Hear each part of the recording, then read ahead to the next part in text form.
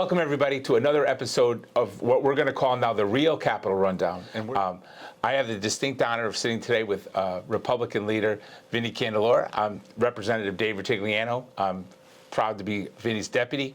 And this podcast, or this show, started off as sort of a long-form way of us sort of talking about issues that we think are important. So it's not going to be a quick press conference. It's not just a little clip that we're going to snippet. It maybe gives us an opportunity to get into a little bit more depth about the issues we're facing up here and the issues that Connecticut is facing. So welcome, Vinnie. Thanks. Thanks for having me. Yeah. So did you want to tell the people who may be watching who you represent, how long you've been here? Yeah, I'm Vinnie Candelora. I've been here, this is my 10th term, so I'm going on 20 years.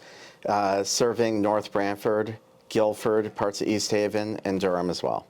So one of the biggest conversations I have with constituents and then members of the public is the budget and how we got where we are.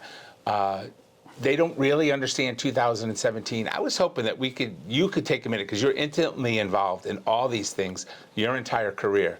When I first started, you were on the finance committee with me, and I got to watch you in action. Just what led up to the bipartisan budget of 2017? Yeah, I mean, I think when I first came in 2006, we saw a normal budget process. You'd have a recession here or there, but you'd get over it. By 2009, Connecticut had no rainy day funds. They had no money in their checkbook. We were barely being able to pay bills, and we saw massive deficits open up because the stock market just crashed. So I think it was about a $6 billion hole we had to fill. It was over 30% of our budget was gone. So when you say the stock market crash, my understanding is that Connecticut became too dependent on the financial industry, and most of our manufacturing and other things have taken off. Right. So a lot of our budget, it relies on the stock market. That's where we generate our wealth. We don't generate it as much from manufacturing like we used to. So when the market crashes, it impacts Connecticut so much worse. And it took a long time to recover.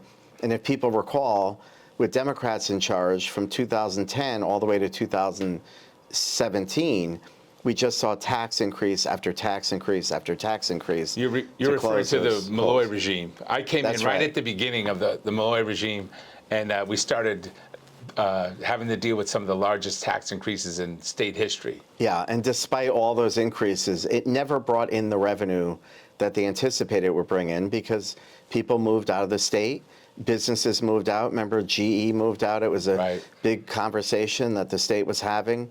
And so we sort of have reduced, the economic engine in the state of Connecticut. We finally hit an impasse in 2017. Republicans had gained so many seats that the Democrats didn't have enough people to go along with their budget. And so it required Republicans to get in the room in order to craft a state budget. Right. So I know you're going to start. It's something that everybody should be proud of, especially yourself and Themis at the time, that we were the first minority budget ever passed in the history of the United States. Yeah. And the governor, Lamont, to his credit, or he's been the beneficiary of that budget. But a lot of people don't understand, when I sit there and I talk to constituents about what the fiscal guardrail is, or what the volatility cap is. And I know that you were a principal architect or helped with all those things. I was hoping that you could explain it. Yeah, I mean, the volatility cap was born out of the fact that when I was serving as the ranking member on finance and saw our revenues crash when the market crashed, we looked at the income tax that came into the state of Connecticut. And in that recession, you're withholding, the money that comes out of your paycheck. That tax revenue stayed relatively stable. I think it saw about a 6 to 8% dip. But the stock market money dipped, 30%. And that's where we saw the revenue go away. So we realized that Connecticut needs to stop budgeting based on our stock market revenue, because it's volatile. It goes up and down. Right.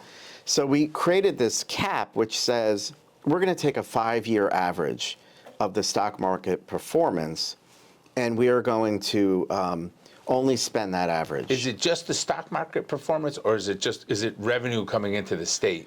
So it's just unearned income. So it's primarily the stock market revenue that is subject to this volatility cap. All the other revenue comes in, we spend 100% of it. But stock market revenue, we say, you know what, we're just going to spend an average of 5 years. So as the market performs, which we've seen in the last 6 years, the market has performed really well. The amount that the government can spend just keeps going up and up and up. It goes up because it's a 5-year average. That's right. Right. So what percentage of the state income, that state money that comes into the state, comes through the stock market and the earned income? You know, it's a great question. I don't know the exact number, but it's upward of about $4 billion overall. So it might be 15% or so of the budget. So that explains the volatility cap, but that also came with a spending cap. Now, when we first passed, my understanding was that when we first passed the income tax in the early 90s, there was supposed to be a spending cap attached to it, and then the legislature just never enacted it. That's right. So as an exchange for doing the income tax back in the 90s, they said, we're going to impose a spending cap, and everybody in this state voted for it overwhelmingly, wanted that spending cap. It took the bipartisan budget in 2017, so roughly 25 years later, to actually enact that cap. And what it says is you could only increase your spending at the rate of inflation. So you're not coming in and spending 20% in a given year. You're only spending to whatever inflation is. It could be, 3 to 6% per year. So the state has benefited greatly from the budget of 2017. Can you just go over exactly how much money we took in, the mechanisms of the rainy day fund, and paying off debt? Yeah, I mean, so what happens right now is we take in the money, we have a volatility cap that takes above and beyond, and that money that we don't spend because it's volatile income goes to pay down pensions. So this year alone, we have $1.4 billion that is going to be going in to pay down pension debt. Then the spending cap just is the guardrail for how much you could spend. For this coming budget year, we could spend $1 billion.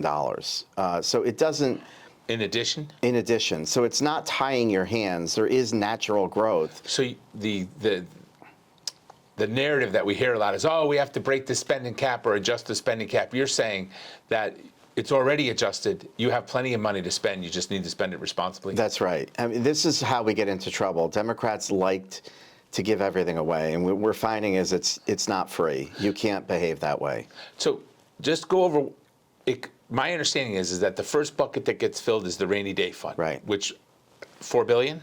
So the rainy day fund is 18% of our overall budget. It's at $5.8 billion right now. Right, and then once that bucket fills up, it spills over and we start paying off debt, either pension, because historically we haven't funded our pensions at all, and we have tremendous pension debt. That's right. But my understanding is that there's a big number that we save just in interest from paying this stuff off. Since the budget's been enacted, do you know the number just in interest that the state has saved? I remember a couple of years ago, it was at like 475 million. I think it's even higher.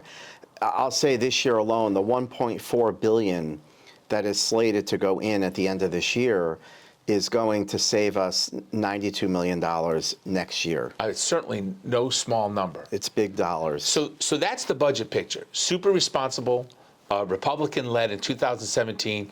The governor's been the beneficiary of it. The only thing he's kept intact is the volatility cap and the spending cap, to his credit.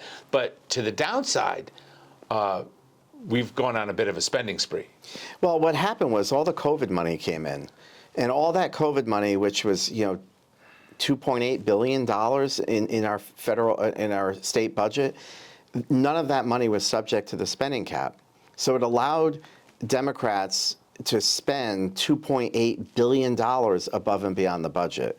Now that that money is gone, unfortunately, Governor Lamont, the first thing he does when he presents his budget is steps to the podium and wants to blow up all these caps. So the minute there was an ounce of fiscal discipline that was needed to abide by these caps, which they were able to ignore because of COVID, he's now going to turn around and blow right through them. And my understanding was the COVID money was supposed to be used to mitigate COVID. That's right. Which one would think that part of your electric bill could have been managed by that money. We are paying for people that were unable to pay during COVID, which the governor extended for years. What did he actually use the money on? Did he use it on one-time COVID expenses, or did it really go into people thinking they're going to get that money every year? Yeah, I mean, they went to ongoing programming. When you heard the Department of Public Health just announce we have a federal cut, we can't screen newborn babies for diseases, we're not going to be able to vaccinate people. That's all the one-time COVID money that they're using. If those programs were so important, they should have budgeted it. Why Right. it came out, I don't know. But it's a little disingenuous to make it seem like something that was a temporary That's funding right. through COVID is now a permanent cut from the. I read that press release and I thought it was a little dishonest. Yeah, it fits a political narrative, and I think we're seeing a lot of dishonesty coming from the administration and from the Democrats because they have nowhere else to go. You know, they mismanaged the money. For instance, last year they gave $400 million to higher education. Right. Now they're finding out that higher education stockpiled over $1 billion. So they gave them money they didn't even need. I mean, that's how reckless they were with their spending. And now they have to pay the piper, unfortunately. And rather than sit down, buckle down, let's do a budget in a bipartisan way, they're going to make this about federal cuts that don't even exist. Yeah, true. It's funny, we went through the 8 years of the Malloy regime and really some bad economic policies. It took the legislature just to be close. They were still in charge, and we've suffered under one-party rule for a long time, and to sort of fix their problem. And now they're saying that this new problem is the result of the federal government, which makes absolutely no sense. Connecticut has, and you tell me if I'm wrong, plenty of money. It's just a matter of priorities and spending. And what would surprise people to know that I asked our independent office, our fiscal analysis, they're nonpartisan. I asked them last week to date, what are the federal cuts that we've received to our current services budget? And the answer is zero. We haven't had a single federal cut that impacts our state budget. But if you listen to the other side of the aisle, you would think we have hundreds of millions of dollars of cuts already. It's a little outrageous. There's been an awful lot of press conferences, a lot of noise out there. So on a personal note, your family is involved in a wire company. And I know that people were asking you how you thought tariffs or the tariff regime would affect you. What have you seen? Yeah, we've seen an explosion of business again because our competitor is China. So obviously the U.S. companies now are coming and purchasing our product because it's too expensive for them. It's been frustrating being a manufacturer in Connecticut to watch a foreign country produce the same product you produce, be able to deliver it at half the price that you produce it for. It's funny because you talk to a lot of businesses and we see a lot, in the community. Really, the inflation over the past 4 years, and not just the federal government's responsible for inflation. Connecticut, this governor and this one-party rule is responsible for a lot of inflation between wages and a regulatory environment. It's become very expensive to do business here in Connecticut. I would imagine that inflation probably had a lot more to do with our business climate than any tariff is going to. I don't know if you feel the same way. Yeah, no question. I mean, the Democrats want to talk about tariffs making Connecticut unaffordable, but it's sort of a joke. They have made Connecticut more unaffordable. You know, we saw the 1% meals tax impact everybody that goes to a restaurant. Or a grocery store. Or a grocery store. We've seen all prepared foods. We've seen a truck tax come in that taxes every product, essentially, that we have delivered in the state of Connecticut. We now have a program, those taxes weren't enough. Democrats want to add a surcharge onto Uber Eats and your Amazon packages. So, these guys, with no regard for how a business operates, just wants to continue to saddle them with more programs. The paid sick leave program, the paid family medical leave program, the CT My Savings, that has all happened in the last 5 years that businesses have tried to keep up with, and they are inundated with paperwork. They're assaulted with all sorts of programs that they have to try to implement, and that all comes with a cost. These guys don't get it. It's all inflationary by nature. What they've done is made it more expensive for people to do business in Connecticut. I mean, I thought it was hysterical that the governor was in front of a grocery store talking about tariffs and how things are going to get expensive when he put we have some of the highest gas and diesel tax in the country. And then the truck that pays for the gas now has a truck tax. So everything that was delivered to that grocery store was more expensive just based on the state of Connecticut. And this is after 8 years of Dan Malloy, 2 of the highest tax increases in state history. And then I just think the governor's really barking up the wrong tree. Yeah, and he's missing the mark. I mean, I think he's going to feel it, because I think this is a governor, this is a Democrat Party that have really moved their focus away from Main Street and moved it to Wall Street. So they believe that the economic indicator to look after is Wall Street because they are now the party of the wealthy. Whereas the Republicans, we're concerned about Main Street. We talk to the guys that actually take a shower after work, not before they go to work. They're getting their hands dirty and they're feeling the impact of all these fees and taxes that have hit them. And that's where I think the Democrats need to try to redirect their focus. Yeah, I really couldn't agree with you more. It's funny over the past 20 years to see what's happened with the Republican Party and how that sometimes the unions will come up here and everybody with a hard hat is with us and all the lawyers are with them. Right. Yeah, it's funny. Yeah, it definitely, the nature of the building has changed a bit. And we know we're right on these issues.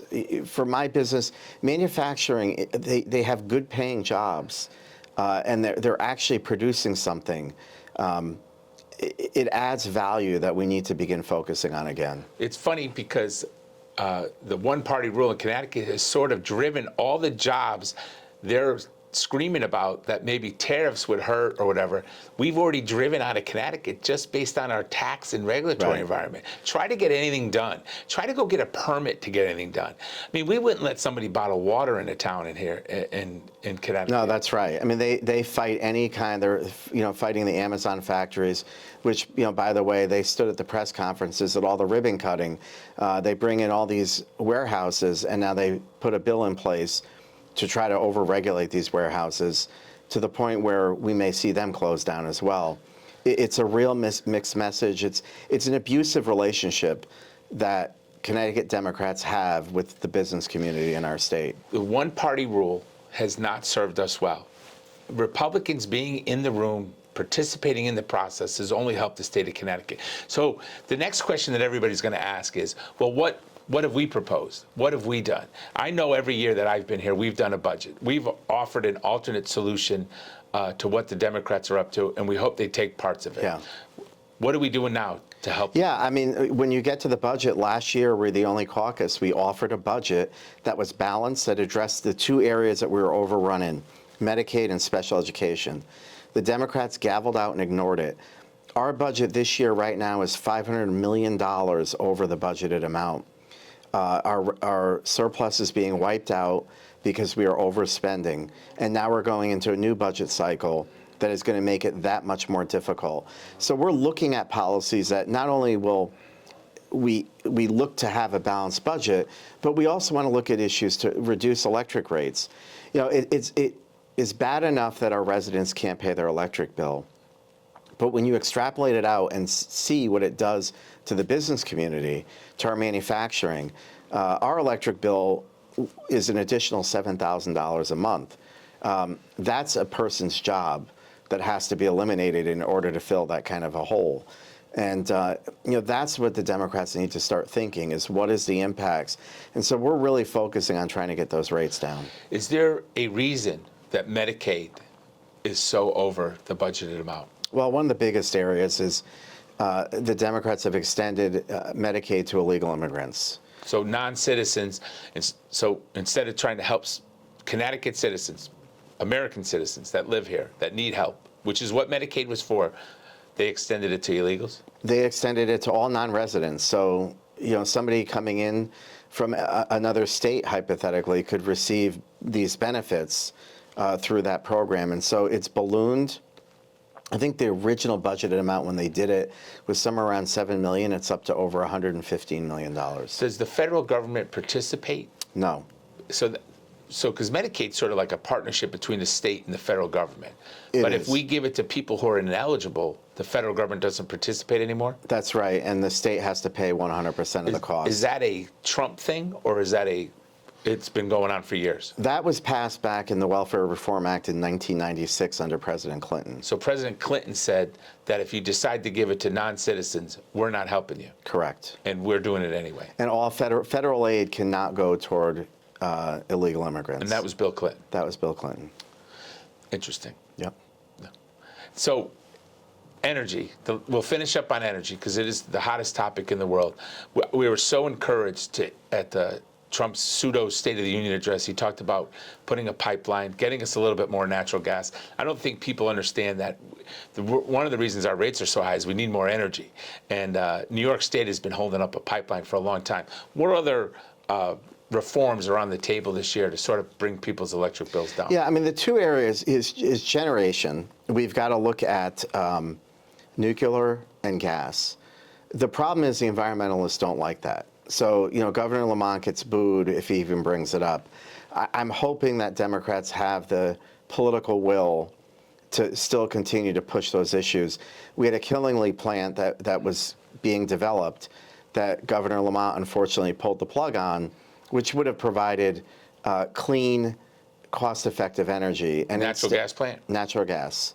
Instead, we went the route of wind, right, which we know how that's working out. My understanding is that we made that deal with Millstone. Hopefully they stay here. I think they employ about 1,800 people, mostly union jobs, hard hat jobs. And what is it, 4.9 cents a kilowatt to purchase from Millstone? That's right. We did a power purchase agreement with Millstone to make sure they stay in the state of Connecticut. But the wind, which is subsidized in its manufacture, subsidized in its development, the price for wind, if I remember correctly, is like 14.9?